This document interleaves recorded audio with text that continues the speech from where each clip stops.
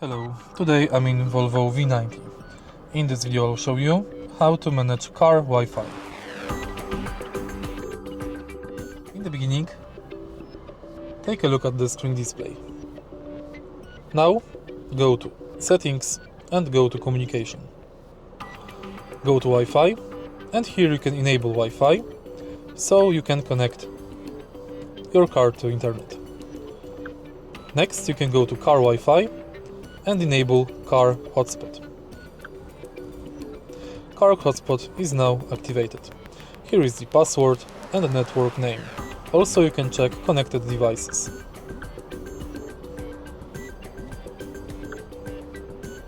If you want to connect your car to internet, enable Wi-Fi. Next, enable hotspot on your smartphone. Select the hotspot, enter password,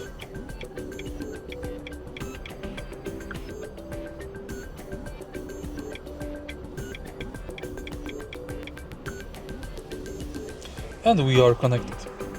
Once your car is connected to Wi-Fi, you can manage applications, online radio like Spotify.